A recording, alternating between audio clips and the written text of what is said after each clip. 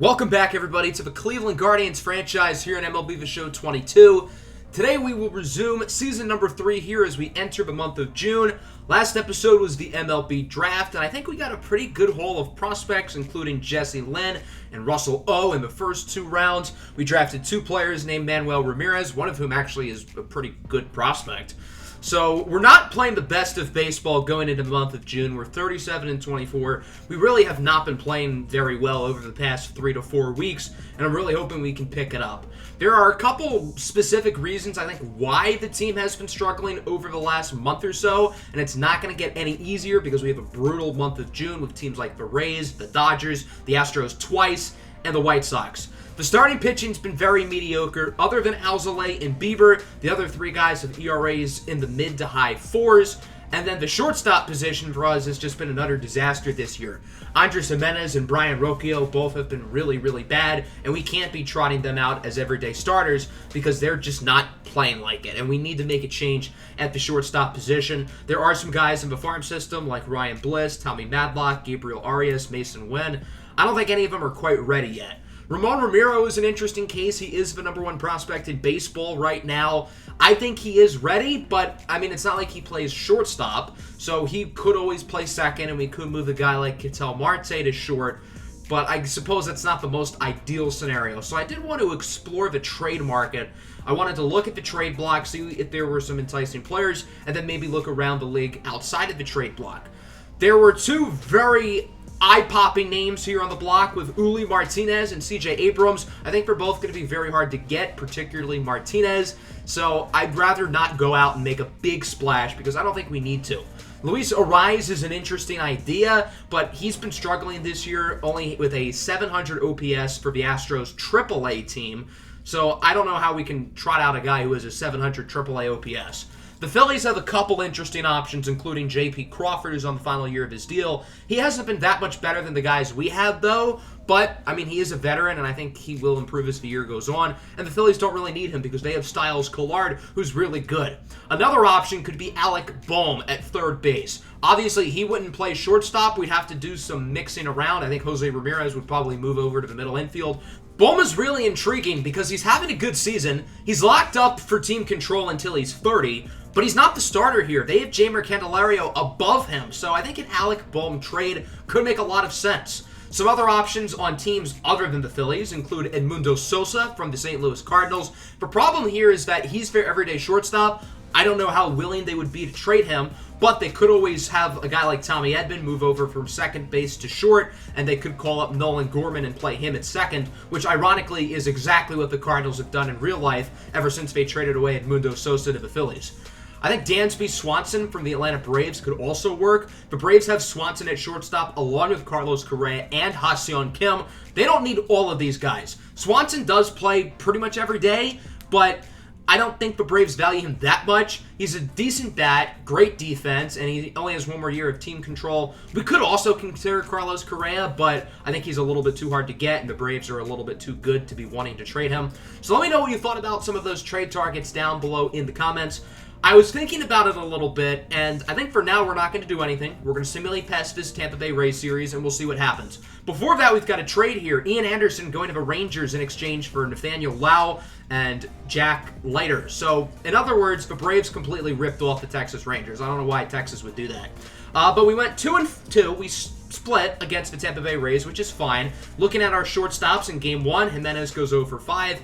Game 2, John Birdie played shortstop. Brian Rocchio also started at second base. He went 1 for 4. In Game 3, Andres Gimenez 0 for 3 with a walk. Game 4, Jimenez 1 for 4. Brian Rocchio played third base. He went 0 for 4. So, long story short, those 2 guys are just not major league starting caliber players right now. And after that series, I made the decision to make a move. We're going to call up Ramon Ramiro from AAA. And this doesn't mean that we won't make a trade for one of those guys maybe later in the season, especially if Ramiro does struggle. But for now, I would rather keep it in-house, call up Ramiro, give him an opportunity at the big leagues because I think he is ready. Replacing him in AAA will be Brian Rocchio. I want Rocchio to still get at-bats, and he's just not a major league caliber player right now. That was his 3rd and final minor league option. So, in other words, he's got to get it together, or he might not be here too much longer because we are not going to have any more minor league options with him. I also decided to DFA Aaron Loup. He's been horrible. He's regressing like an absolute tank, and his pitching has been brutal. He has an ERA in the 6s. He's just not good anymore. He's washed. That free agent signing turned out to be a disaster. We're going to cut our losses here and designate him for assignment. I wanted to replace him in the bullpen, so we will be making a trade here with the Phillies acquiring Miguel Castro. He throws really hard. He's having a very good season, and it's not a long-term investment because he is a free agent at the end of the year. We gave up a couple deep potential prospects, really nothing of note. Alexander Mojica, Hunter Shriver, and Sean Jelly. Jelly's 6'11", so that's cool, but other than that, the only good thing about him is that he's tall. So we go out and get Miguel Castro and another minor league reliever in Nabil Crismat. So I think that's going to be a good set of moves for us, calling up Ramon Ramiro, sending down Brian Rocchio, and then replacing Aaron Loup in the bullpen with Miguel Castro. I wouldn't mind adding another reliever later in the season, particularly a lefty, because I wanted to sign Loup as our lefty specialist, and obviously that backfired because he sucked. We do have Ryan Weathers and Alex Vesia, but neither of those guys are the most consistent, so that may be something we look towards closer to the trade deadline. We're going to hop into this first game here against the Los Angeles Dodgers. I always enjoy coming down to Dodger Stadium in Los Angeles, the city of, stars and whatnot. The Dodgers are getting off to another great start, per usual, because they're the Dodgers. They're always good. We have the Major League debut here of Ramon Ramiro, the first drafted player in this series to get to play in the big leagues. Only 19 years old. I'm very excited about his future. The number one prospect in baseball, second round pick in the 2022 MLB draft. He is ready. He has earned this moment, and hopefully he will be a mainstay in this starting lineup for the next decade plus. Ramiro will be hitting in the 7-hole today, regular starters for both sides. Both teams are rocking with their aces today. For the Dodgers, it'll be Walker Buehler, who's 3-5, but the ERA and the WHIP are very good, particularly the WHIP, sub-1. The Dodgers rocking their all Blue City Connect jerseys. I know a lot of people don't like them, but I really do. Maybe it's because I'm a sucker for Dodger Blue, but I think they look really good. Josh Bell gets plunked, so that's a quick start. He is aboard. That'll bring up Jesus Sanchez 1-1 pitch, and Buehler again throwing inside. He's already plunked Bell. That one nearly hit Sanchez. Have these guys turned into the Kansas City Royals who always throw at our batters? I don't know. That could be something. Jesus Sanchez does get his revenge on the following pitch as this one goes into left field for a double. So the Guardians have a pair of runners in scoring position with only one out and a great opportunity to do some damage here in the top of the first inning against a great pitcher in Walker Buehler. That'll bring up Jose Ramirez, 3-1 pitch. That one goes to the outside for a walk. So the bases are now loaded. What an opportunity here for Franmil Reyes, the designated hitter, who's had an up-and-down season, but he does lead the American League in home runs this year. Count is 2-2. He strikes out on the slider. That's a big one for Buehler. He needed that one. And now Cleveland's going to have to get a base hit if they want to score some runs here. That'll bring up George Valera, who has really struggled over the past month or so. But he's going to come up big time here. A 2-run single in a right center field. Ramirez will advance safely to third. And the Cleveland Guardians strike first as they drive in two, courteous of a huge single by George Valera. That'll bring up Ramon Ramiro in his first Major League at-bat. He has worked up a 9-pitch at-bat as he hits this one high and deep into center field. Back at the track at the wall, it's caught. Imagine if that one had gone over the fence. His first at-bat would have been a home run. That would have been super cool, but still a productive at-bat. He makes Buehler work. That was a 9-pitch AB, and he hit the ball really well. In the bottom of the first, we get a look at Shane Bieber, the American League Cy Young from a year ago. He's pitching even better this year, a 2.05 ERA and a .91 WHIP. He has been the best pitcher in baseball this season, and he gets right to work, striking out Mookie Betts on the fastball as we move to the second inning. 2-0 lead. Here's Luis Campusano leading the Guardians off. Going to hit this one into the right center gap, likely for extra bases. He's rounding first, heads into second for a stand-up double. So the Cleveland offense continuing to hit the ball really well today. That'll bring up the center fielder, Manny Margot, who has a full count. This pitch goes way outside for ball 4. So the Guardians start the inning with 2 runners on, and their offense is really playing well right now against Walker Buehler, who has struggled so far in this game. Ketel Marte swinging this on the fastball. Marte leads the American League in batting average and hits, but he's 0 for 2 today. He's the only guy who hasn't played well. Everybody else is. Josh Bell now up to the plate. He got hit by pitch in his last at-bat. This one is barely fair, likely for extra bases. 1 run will score. The second run will look to follow. Gutsy decision to have Manuel Margot head home, but he is safe. 2-run double for Josh Bell, and the Cleveland Guardians now lead this game 4-0. That'll bring up Jesus Sanchez, who's really had a breakout season this year. 1-1 pitch, and he clobbers it into right field. If it's fair, it's gone. He seems to think it's fair because it is. Off the foul pole for a 2-run shot, and Cleveland has broken the door wide open. They lead this game 6-0 off of a 2-run nuke shot by Jesus Sanchez, his 14th home run of the season. And from there, Walker Buehler's day is done. Buehler? Yeah, that's what I thought. Jimmy Nelson is in for the Dodgers in 29 innings this season. He's allowed only 2 runs. He has been unbelievably good as their line reliever. But his day will not start off great as he plunks Jose Ramirez. That's the second hit batter today for the Guardians. And look at Valera. That pitch almost hit him too. Are the Dodgers pulling off at Kansas City Royals and hitting all of our players? George Valera would end up drawing a walk a couple pitches later. So that'll bring up Ramon Romero now. 2-1, 2 away. We'll see if he can get his first big league hit here. Not quite. Swinging at a pitch way out of the zone. Hit it well, considering how far it was away from the strike zone.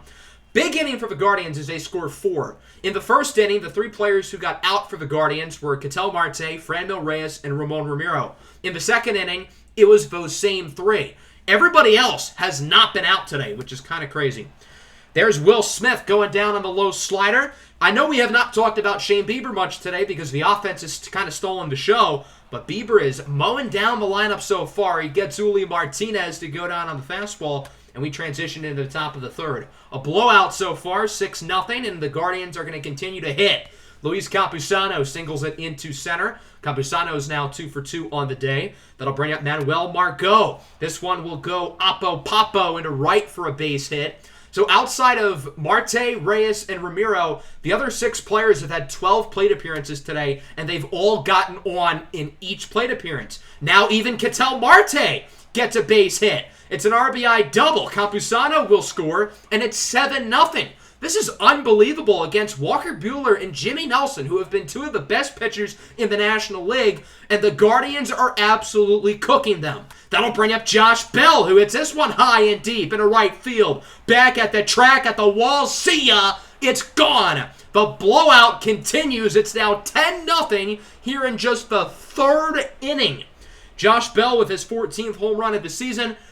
I guess Ramon Romero being called up lit a fire under this team. Maybe they realized that they were struggling, they needed to pick it up, and boy, they've picked it up. The Dodgers are on their 3rd pitcher of the game. It's Brusdar Graterol who's in, as Jose Ramirez chops it down the line. That might be extra bases. That's a very normal weak ground out turned into a double because of the shift.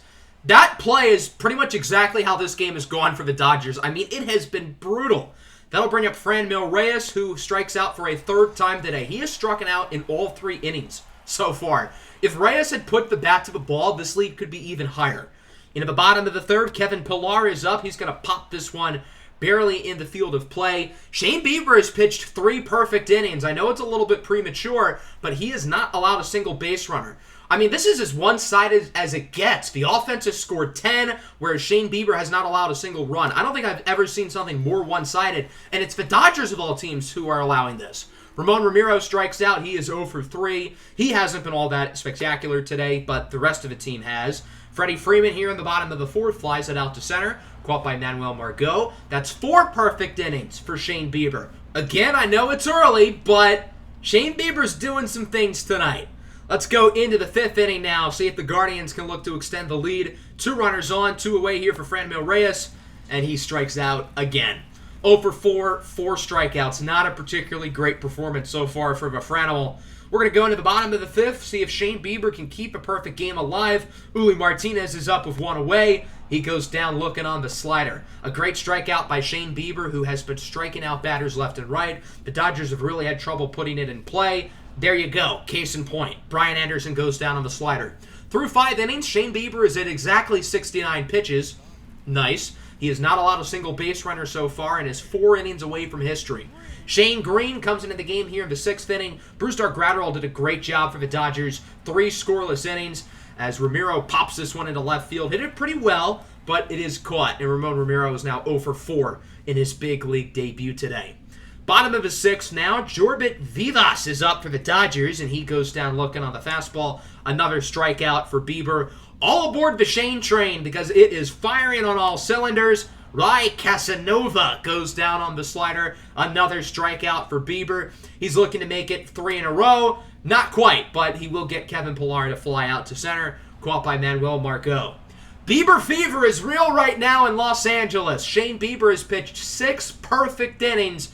We'll see if he can keep it going through 3 more in what would be, I believe, the 21st perfect game in Major League history. And you're not going to get it against lineups like this very often. Trey Turner leads off the 7th. He flies out over to right. It's caught by Jesus Sanchez. Shane Bieber now 8 outs away from history. He's just got to get through the rest of the lineup one more time. Mookie Betts strikes out on the slider, and now Bieber is 7 outs away. That'll bring up Freddie Freeman in the 3-hole. Count is full. Got to look out for the walk, but Freeman instead singles it into center. The perfect game and the no-hitter is over. I was really hoping he was going to get it, but to have a perfect game go nearly 7 innings is very impressive. The following batter grounds out to Ketel Marte. He tags the base. 7 innings, 1 hit for Shane Bieber. He will not return for the 8th inning. The Guardians instead will go to Miguel Castro, making his team debut. The plan was that we were going to keep Bieber in if he had the perfect game alive, but since the perfect game is now dead, there's no point of keeping him in and wasting his arm. Of course, the first batter Miguel Castro faces hits a single into center. That's Uli Martinez. So he's now allowed the same amount of hits today that Shane Bieber has.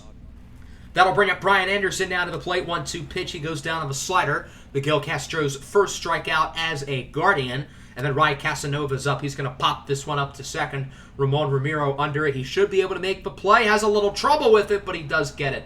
Ramon Ramiro is not a very good defender. We do have to keep an eye on his glove there at second base as we go to the 9th.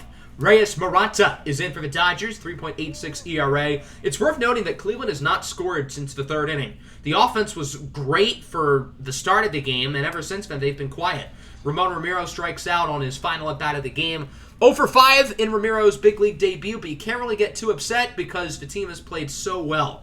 Elliot Ramos goes down chasing on a slider. Really nice pitch there by Maranta. We'll go to the bottom of the 9th, see if Miguel Castro can finish it off, as Kevin Pillar leads the inning by hitting this one nicely down the line for a base hit. So the Dodgers start this one off with a base runner. Put on your rally caps, kids. The comeback might be happening. Long story short, it would not happen. Castro would retire the next 3 batters. Freeman grounds out to second. And the Guardians win this game 10-0, scoring all 10 of their runs in the first 3 innings. The offense started off unbelievable, and then they just kind of stopped, which was fine because Shane Bieber did not need any run support. 7 innings, 1 hit for Bieber. He had a perfect game, nearly last 7 full innings. Of course, Ramon Ramiro also had his big league debut today. He went 0 for 5, but clearly his energy was enough to get the guys playing really well today. We also got to see Miguel Castro's team debut, and he did pretty good as well. 2 innings, no earned runs. Long story short, the Dodgers couldn't hit. There are 2 elite pitchers. Buehler and Nelson both struggled, but the other guys did really good. Gratterall and Green each went 3 innings, and both of those guys normally can only do 1. If we play really well the rest of the season, I think we'll be able to point to that game where our momentum really shifted once again.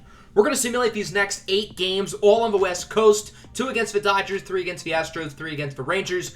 And we didn't do great. We only went 3-5, losing the last 2 against the Dodgers, losing 2 of 3 against Houston. We did win the series against Texas, but we're still continuing to fall back in the division. We are the number 1 wild card in the American League, which is good, but we're 6.5 behind the White Sox. So far, Ramon Ramiro's been pretty bad in the big leagues. He's hit about as well as both Andres Gimenez and Brian Rocchio did. Obviously, it's early, and I'm willing to give him time, but if he continues to struggle, we may look for the trade market for the rest of the season in terms of who else is going to be in the middle infield with Ketel Marte. I wanted to play the final game of this Houston series, so we're going to simulate the first 2 in which we split them. I picked this game because Framber Valdez is on the mound. He's a lefty, and I wanted to play against the lefty because Ramon Ramiro rakes against lefties. That's really only the reason why that I picked this game. So here we go, the rubber match, the 6th final regular season matchup between these 2 teams. The Astros took 2 of 3 in Houston, I guess, a week ago, and Cleveland is hoping to take 2 of 3 here of a win today. As I saw the lineups, I noticed that Ramon Romero, Ketel Marte, and Jose Ramirez were all out of position. So right before the game, I switched that to where Romero and Ramirez are at their regular natural positions, and Ketel Marte slides back over to shortstop. I didn't mean to do that. I didn't notice that when I was going through the lineup, but now it's all good. The Guardians will be starting Daniel Espino today as he makes his 9th start of the year. He's been up and down so far with an ERA at 4.37, whip at 1.48. You're not expecting perfection from a rookie pitcher, but his day today starts off pretty badly. The leadoff man, Duke Butler, hits a nuke into right field, and the Astros are already on the board as they'll take a 1-0 lead. That one goes 428 feet, an absolute no-doubter for Butler, who's having a fantastic season, winning the American League's Player of the Month in May. The number 2 hitter, Alex Bregman, keeps it going as he's shopping gap for extra bases. That one will be a double for Bregman, so the Astros have a runner in scoring position. They've already gotten one this inning, and it looks like they're hungry for more. Jose Altuve, however, goes chasing on the slider way out of the zone. Big strikeout for Espino. That'll bring up Luke Voit, who crushes this one, towering into left center field. Sanchez at the track at the wall, and it goes off the wall. That'll be a double for Luke Voit. Could have been a triple if he was a speck faster, but it will score a run, and the Astros will take a 2-0 lead. That'll bring up the young catcher, Corey Lee. He's going to bloop this one into right field. Reyes is very slow to get to it, and so that'll be a double for Lee. Voit will score, and the Astros will take a 3-0 lead. A big start here in the top of the first inning for Houston as they quickly put 3 on the board. Hopefully Cleveland can answer against Framber Valdez, who has really struggled this year. 6.15 ERA, 1.56 whip. Not his year at all. Ramon Romero strikes out on the curveball. Can't fault Romero. That was just a filthy pitch from Valdez, and that was a full count, too. Josh Bell is up here in the bottom of the second. Remains 3-0 as Bell splits this one fair up the middle for a base hit. So Josh Bell starts the inning with a single. Bell's continuing to have a great season. He's got to be an all-star this year. Jose Ramirez is up to the plate now, and he crushes this one into left center field. That baby is gone. Framber Valdez led a hanging pitch up and away in the zone, and Ramirez clobbers it for his 19th home run of the season. I don't know what Framber Valdez was thinking. Why would you throw a curveball right in the middle of the strike zone? I don't know, but Jose Ramirez is not complaining, and it's now 3-2. Would Valdez learn his lesson? Short answer, no. Elliot Ramos, a couple batters later, belts a sinker into left field, and this game is tied at 3. A bomb for Elliot Ramos, his 4th home run of the season. I don't know why Framber Valdez is throwing meatballs right down the middle. No wonder his ERA is in the 6s this year. Great swing for Ramos to tie the game up. Did Valdez learn his lesson from there? Short answer, no. Eliezer Alfonso crushes this one into left field. That baby's gone. The first major league home run for Eliezer Alfonso, and it's a 4-3 Cleveland lead. Alfonso's had a pretty good season at the plate, hitting .270 as a platoon catcher. He hasn't been able to hit a home run yet until then. The Guardians strike 3 separate times in the second inning to take the lead, and it seems like Daniel Espino's getting into a groove as he gets Alex Bregman to strike out looking. That'll bring up Jose Altuve. He hits this one nicely into right field. That one should go for extra bases. It'll be a 2-out double for Altuve as the Astros look to get this lead back with a runner in scoring position and 2 away.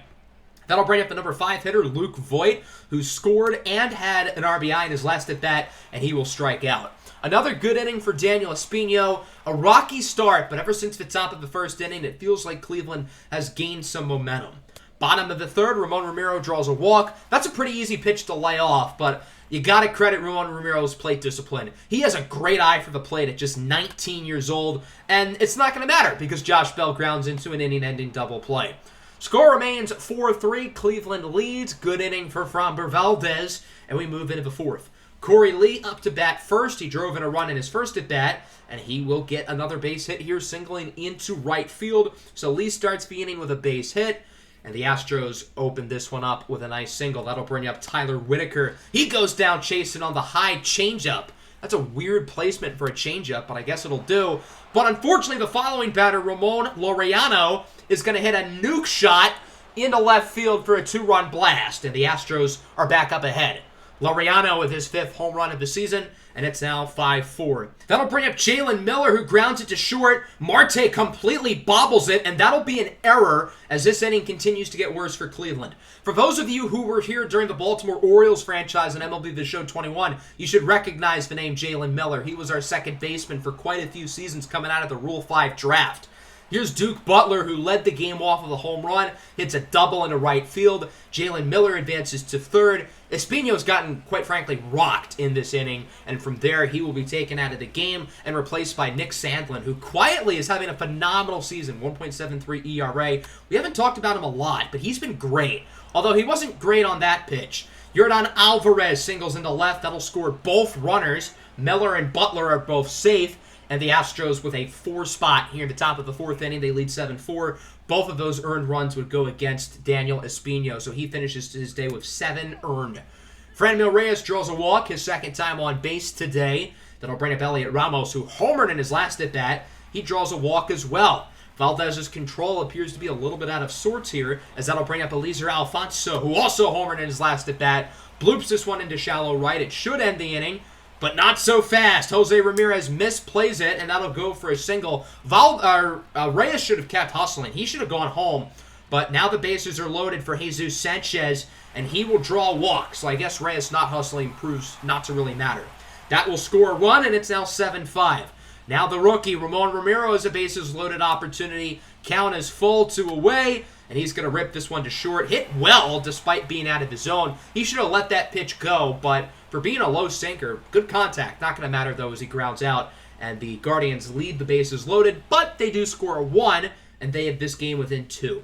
We go to the top of the 5th now. Nick Sandlin still in for Cleveland as he strikes out Luke Voit on the high fastball. Good pitch there by Sandlin, continuing his great season. That'll bring up Corey Lee, 2 for 2 today. Didn't think so. He goes down again once more on the 4-seam fastball. Good pitch from Sandlin, and he would retire the next batter pretty easily. Bottom 5, Jose Ramirez gets plunked by Valdez, who surprisingly is still in the game. He hasn't pitched all that well. He's at 100 pitches now, but he's still in. I guess it's a good decision as Franmil Reyes strikes out on the circle change. 5 innings, 5 earned for Valdez. He threw 100 pitches today, and his day will be done. Nick Sandlin's day is also done. He'll be replaced by Miguel Castro, who hasn't been great since the trade, but we're going to take our time with him, and we're sure that he will continue to play better as Jalen Miller goes down on the circle change. Great pitch by Castro. That was well out of the zone. The veteran Ryan Presley comes in for the Astros here in the bottom of 6th. 2.1 ERA. He has been very good. Age clearly has not caught up to him. George Valera leads the inning off 0 for 2 today, and he goes down on the fastball. That one clocks in at 97 miles an hour. Nice pitch by Presley. Elliot Ramos is now up. He's reached base both at bats, including the home run earlier. Did he go around? The umpire says he did. In real time, I didn't think he swung, but as we look at the replay, yeah, he definitely did. Eliezer Alfonso is now up, 2 for 2, having a great performance, and he goes down to the fastball as well. Ryan Presley strikes out the side, and the game remains 7-5 as we go into the 7th inning. Miguel Castro remains in the game as he gets Alex Bregman to go down looking on the circle change. Good pitch there by Castro. That'll bring up Yordan Alvarez, who's going to bloop this one into right field. Reyes cannot get to it, and that'll be another base hit for Yordan Alvarez, who continues to hit the ball at a very high level this season. One of the best pure offensive players in baseball. Jose Altuve then draws a walk, so Castro's allowed a couple base runners this inning. He'll be taken out of the game and replaced by Camilo Doval. The thought process here for Cleveland is that they're in a little bit of a jam. They still feel like they can win this game, so they want to put in one of their best relievers now in Doval. Unfortunately, Luke Voit will draw a walk, so now the bases are loaded. Huge opportunity here for Corey Lee. He's going to ground this one to Bell, who thought he tagged first. He actually did not. Then he tries to throw the runner out at home, which he's unsuccessful. Lee is still safe at first because Bell never tagged the bag, even though he thought he did. So it's 8-5, still 1 out as Tyler Whitaker strikes out. Big pitch there from Camilo Doval. Now the Astros are going to need a base hit here from Ramon Laureano, and they're not going to get it as he goes down on the fastball. So only 1 inning, or 1 run scores in that inning. I suppose it could have been worse, but yeah, we were lucky Josh Bell not tagging first base did not prove to be a bigger issue. Into the bottom of the 7th, Pedro Baez is in for Houston. 3.55 ERA on the season as he faces off against Jesus Sanchez, who strikes out on the fastball. Sanchez has finally cooled off over the past couple of weeks after playing red-hot baseball for the first 70 games of the year. Jalen Miller draws a walk here early in the 8th. Camilo Doval is still in the ball game as Miller looks to steal second, and he is safe. If there's one thing we know about Miller for the Orioles series last year, it's that he can move. He's a super well-rounded player with no weaknesses, but his big strength is his speed as he heads home here. Good throw from Sanchez, but not in time. Bregman's actually going to take second, so that'll be a double for Alex Bregman, driving in a run, and the Houston Astros now lead 9-5. Yordan Alvarez goes down on the two-seam fastball. Great pitch by Doval. That one was way up in the zone, but Alvarez got completely fooled. And then Jose Altuve chases at a fastball, not even close to the strike zone. Those 2 strikeouts just go to show how good Camilo Doval is. Hopefully a first-time All-Star this year. He does allow a run, however. Houston leads by 4. We're going to go to the 9th inning now. James Karinchak in for Cleveland. He faces off against Corey Lee, who goes down on the two-seam fastball. Pretty easy inning here for James Karinchak, who has struggled as of late, but he was able to hopefully gain some confidence back today. Hector Neris into the game in the bottom of the 9th for Houston. He's having a great season with an ERA at around 1.4 as he faces off against Eliezer Alfonso, who singles into right field. Really great performance for Alfonso today. 3 for 4 with a pair of singles and a home run. Probably the best game of his big league career so far. Great to see him swinging the bat well. 2 gone now for Ramon Ramiro. He strikes out. No hits again today for Ramiro as the Astros take this one home 9-5. So in the 2-3 game series as we play against Houston, the Astros took 2 in Houston and the Astros take 2 here in Cleveland. The offense was mediocre today. I mean, they weren't bad, but they weren't good. We didn't consistently get base runners. Houston hit the ball quite well, 9 runs, 11 hits. Homers for Butler in the first inning and Laureano in the 4th. Framber Valdez was not great, but the bullpen was. Presley, Baez, Javier, and Neris all did fantastic. We just didn't hit the ball consistently. We did have 3 home runs from Ramirez, Alfonso, and Reyes, all of which came in the second inning. Daniel Espino kind of struggled. The bullpen was pretty meh. And ultimately, we unfortunately get the loss. We've lost a ton of series the past couple of months, but something I find interesting, we have not gotten swept all year. Even though we've been playing really poorly through the past month or so, and we've lost the majority of our series, we have not gotten swept once.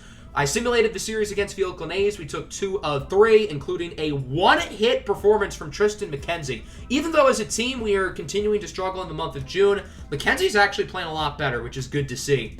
So next episode, we're going to continue to make progress towards the All-Star break. International free agency might be in the next episode as well. I'm not 100% sure yet. So that'll be either the next episode or the following one.